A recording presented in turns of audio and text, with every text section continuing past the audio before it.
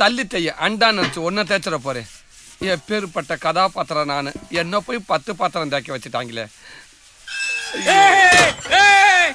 உங்களுக்கு விஷயம் தெரியுமா? இன்னைக்கு தர கட்டி அன்னை ஒரு படம் போட போறாங்க.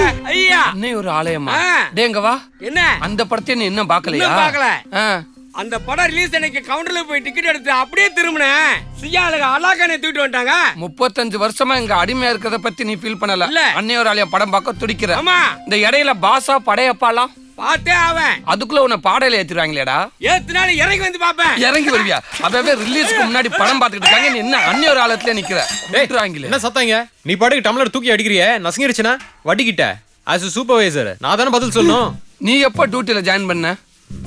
நானும் பார்த்துக்கிட்டே இருக்கு. 3 நாளா உன் மூஞ்சில லைட் எரியுது.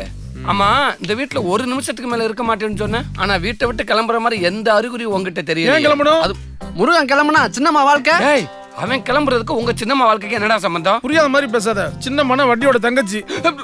டேய், இது வட்டிக்கு தெரியுமாடா? சின்ன சிறுசுக லவ் பண்ணும். பெரிய மனுஷன் நீ தானே பாண்டி அப்படி அப்படியே பேசி சேர்த்து வைக்கணும். நான் பேசி சேர்த்து வைக்கணுமா? அட கடவுளே, என் பொண்டாட்டி அன்னைக்கே சொன்னான், சின்ன பசங்களோட சேர்ந்து தொழில் பண்ணாதீங்க அப்படின்னு. நான் கேட்கலையே. ஒன்னும் கவலைப்படாத பாண்டி. முருகன் அந்த பிள்ளைய கல்யாணம் பண்ணிட்டானா வட்டியோட சொத்து கூட நமக்கு தானே வரும். அப்புறம் என்ன, வட்டிக்கு வட்டியும் கட்ட தேவல, அசலும் கட்ட தேவல. டேய், மீன் குஞ்சு வாயா, உசுரோட இருந்தா தானடா கட்டுறதுக்கு. ஐயோ, இந்த லவ் பண்றவங்களுக்கு மட்டும் முட்டாளா செட்டு சேர்றாங்களே. இது எங்க போய் முடிய போகுதோ? நான் கடைசி வரைக்கும் 10 பாத்திரம் தான் தேய்க்கணும். பாரு, வேலைன்ற பேர்ல தொடச்சதவே தொடச்சுக்கிட்டு இருக்காங்க.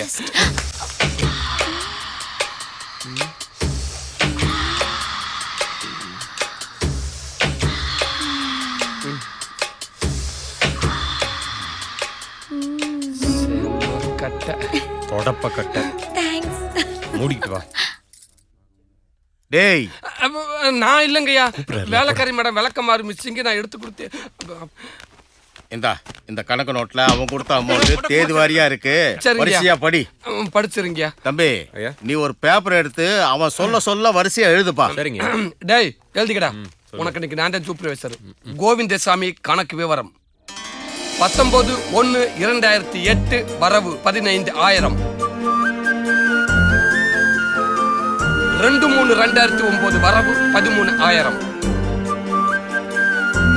வரவு 11,000.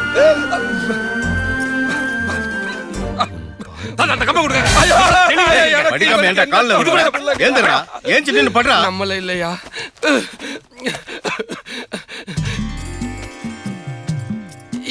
என்ன கணக்கு பார்க்க சொன்னா என்ன கணக்கு பண்ணிக்கிட்டு ஒழுங்கா படிக்க போறியா இல்லையா? 10/7/2009 வரவு 10,000. 7/8/2009 வரவு 6,500. மொத்த கணக்கு 60,000. டேய் ஐயா, அவன் எழுதுன வாங்கி நீ படிச்சு சொல்லு. சரிங்கய்யா. கடவுளே, குரா எந்த பண்ணி சத்தமா படிச்சு சொல்லு. போய் தொலைடா. ஏய், படிச்சு சொல்லு. இந்த படிக்கிறீங்க. ஐயோ, லவ் லெட்டர் எழுதி வச்சுட்டு போயிருக்கானே. கண்களோ கூலிங் வேறு, உதடுகளோ 12,500. இப்போ ஒழுங்கா படிக்க போறியா இல்லையா? 10/8/2000 10,000 சில்ற. உன் கூட பழகின பாவத்துக்கு என்ன ஏண்டா மாட்டி விட்டு கொள்ற? தெளிவாப்படுறா.